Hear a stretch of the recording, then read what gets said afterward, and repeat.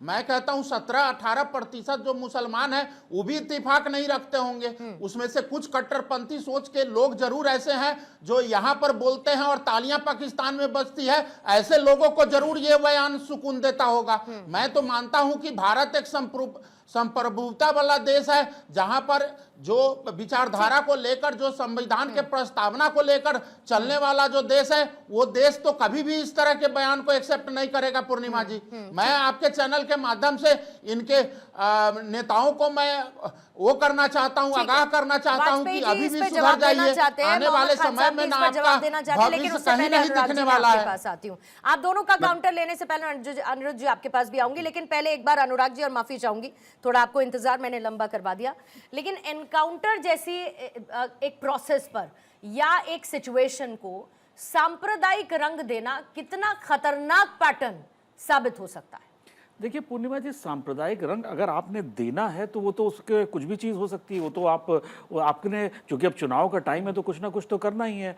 अब देखिए एक चीज़ अगर ये सच्चाई है जिसको हमने एक्सेप्ट कर लिया है कि कांग्रेस और ओवैसी जी की पार्टी दोनों मुस्लिम मतदाता के लिए, मुस्लिम वोट बैंक के लिए आपस में लड़ाई कर रहे हैं। सबसे ज़्यादा बौखलाहट इसमें कांग्रेस को हो रही है, समाजवादी पार्टी को हो रही है, टीएमसी को हो रही है, आरजेडी को हो रही है। ये तो एक एक्सेप्टेड फैक्ट है कि हमने ये बात मान ली।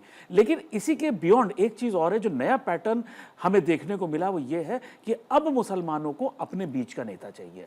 अब वो उसने देख लिया पिछले 70 सालों में कांग्रेस ने वोट लिया, उनका कोई विकास नहीं किया। आपने अभी विकास की योजनाएं बता दी ना, लाभार्थी कौन है, क्या मतलब हुआ? इसका मतलब विकास उनका नहीं हुआ ना जितना होना चाहिए था। आपने सिर्फ वोट लिया और उनको छोड़ दिया। उसके बाद उन्होंने आरजेडी हो गया, मुलायम सिंह यादव जी की पार्टी हो गई, समाजवादी पार्टी हो गई, आपने टीएमसी को वोट दिया, रीजनल पार्टियों को वोट दिया, आपने कुछ विकास नहीं किया उनका। वो वहीं के वहीं है, वो सिर्फ एक वोट बैंक बन गए, इससे ज्यादा आपने कुछ बनने ही नहीं दिया। आपने शिक्षा में उनको कोई जो क्या बना रहे हैं उन्हें नहीं, अब वो ये कह रहे हैं बनाए या ना बनाए। देखिए वैसे भी तो उनको वोट बैंक की तरह ही देखिए बात वही है, जब तक कम्युनिटी खुद अवेयर नहीं होगी तब तक उनका कुछ नहीं होने वाला। लेकिन एक चीज जो राजनीतिक अगर उसका विश्लेषण करिएगा तो जो हमने महाराष्ट्र में देखा, जो हमने यूपी में देखा, जो हमने बिहार में देखा कि अब मुसलमानों को अपने बीच का नेता चाहिए। ये जो पार्टी जो कांग्रेस का वोट बैंक स्नैच करके जो सत्ता में आई थी, उनका भविष्य अब खतरे में पड़ गया है। और ये जो बयान है इसको यूपी से ज्यादा इस समय जो देखने वाला है कि जिस तरह से वेस्ट बंगाल और असम के चुनाव आ गए हैं, वहां पे इसका नतीजा ज्यादा बड़ा अभी तुरंत दिखाई देने वाला है कि वहां पे भी ओवैसी की पार्टी और हुमायूं कबीर की पार्टी लड़ने जा रही है। और वो अगर टीएमसी से उनका मुस्लिम वोट बैंक ले गई तो ममता दीदी के लिए सिचुएशन बड़ी डिफिकल्ट हो जाएगी। ठीक है, हाँ, 10 सेकंड जल्दी से सर। देखिए, कांग्रेस प्रवक्ता से बड़े हम्बल तरीके से मैं पूछना चाहूंगा कि 32,000 से ज्यादा अपराधी उत्तर प्रदेश में गाजियाबाद से गाजीपुर तक 2017 के बाद पकड़े गए। 15,000 से ज्यादा पुलिस मुठभेड़ हुई। भाई आप 22 वकील खड़े कर देते थे भगवान राम के खिलाफ जाके कोर्ट में, कम से कम एक सिंगल वकील खड़ा कर दीजिए सुप्रीम कोर्ट में, कोर्ट में कहीं भी लेके प्रूफ तो करिए कौन सी इनकाउंटर गलत हुआ। एक बात, दूसरी बात बार ये इन्होंने किया था कम्युनल। आप ये बताइए, मनमोहन सिंह जी ने ही ने कहा था ना कि इस देश की सारी संपत्ति सबसे पहला अधिकार मुसलमानों का, वो तो छोड़ दिया पुरानी बात।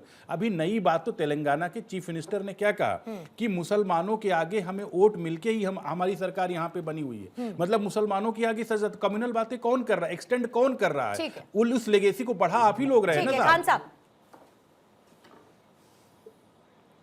मैं सिर्फ ये कह रहा था, पहले तो ये इन्होंने दूसरी बात कर दी, कांग्रेस पार्टी ने बाबरी मस्जिद, राम मंदिर मूवमेंट में कोई वकील नहीं खड़ा किया। अरे कपिल सिब्बल किसके वकील थे? 22 वकील खड़े हुए थे साहब आपके।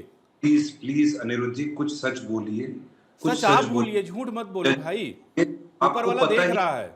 भाई साहब सुप्रीम कोर्ट वकालत करता हूँ, आपको मालूम ही नहीं है कुछ। आप जैसी आपकी पार्टी है वैसे ही आप बिना ज्ञान के बोलते हैं। बिल्कुल ज्ञान आपके पास में नहीं है। आप ये बताइए कपिल सिब्बल किसके वकील थे? कर रहा है आदमी कांग्रेस पार्टी। अरे फैक्ट बोल रहा हूँ, आपको क्यों इतना दर्द हो रहा है? मैं दर्द नहीं हो रहा भाई साहब। राम के अस्तित्व को आपने नकारा था नहीं नकारा था? कोर्ट में कहा था ना साहब फैसला भी मत दीजिए। अब आपने नकारा था नहीं नकारा था? ठीक है, 30 सेकंड्स बोलिएगा। खान साहब टाइमर रख रही हूँ अनइंटरप्टेड, प्लीज जल्दी से अपनी बात रखें। एक बात पूरी कर लूं। प्राइम मिनिस्टर ने ये कहा, ये चीफ मिनिस्टर जो है गुंडा है वहां का, असम का, हेमंता बिस्वा, कॉन्स्टिट्यूशनल पोस्ट पे बैठा है। क्या कहता है, मियाओं को इतना परेशान करो कि स्टेट से भाग जाए। इस पे किसी का पेट में दर्द नहीं होता है। अभी एक यूएस की रिपोर्ट आई है, यूनाइटेड स्टेट्स कमीशन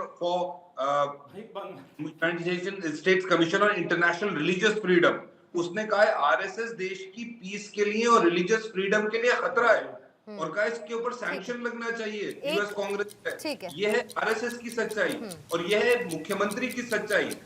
तो ये तो वाजपेयी जी आपके लिए 30 सेकंड्स का समय रख रही हूँ, लेकिन खान साहब एक ऑब्जेक्शन यहाँ पर मैं रखते हुए, क्योंकि जब कोई संवैधानिक पोस्ट पर है और आप जानते हैं तो आप उनको बैठा है और गुंडा है कहने से आप बचते नहीं हैं, लेकिन राहुल गांधी के लिए आप बहुत सम्मानजनक शब्दों की आप एक्सपेक्टेशन रखते हैं, which is a good thing, होनी भी चाहिए, लेकिन वैसी ही शब्दावली हमारी दूसरे लोगों के लिए भी होनी चाहिए। इस बात का ख्याल रखा जाना चाहिए। वाजपेयी जी बोलेंगे, 30 सेकंड्स रखेंगे।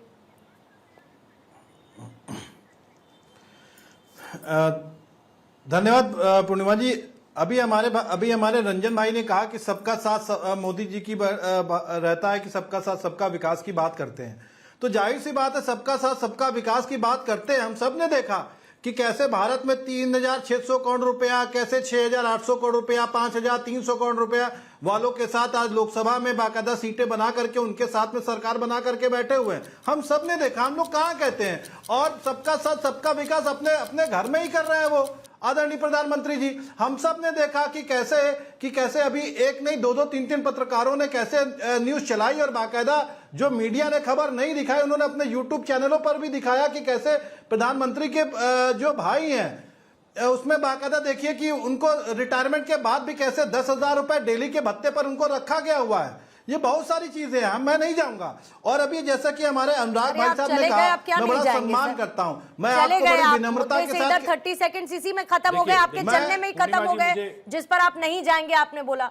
मैंने इसीलिए स्ट्रिक्ट टाइमर रखा था सर कि उस टाइमर में अपनी बात आप रख लें, लेकिन आपने उसे गवा दिया। रंजन जी जल्दी से आपका क्लोजिंग कमेंट में समय से होगा अपनी बात को देखिए। ठीक है सर टाइम खत्म है सर समय कम होता है तो उस समय में मुद्दे की बात करनी चाहिए, इधर उधर की बात नहीं करनी चाहिए।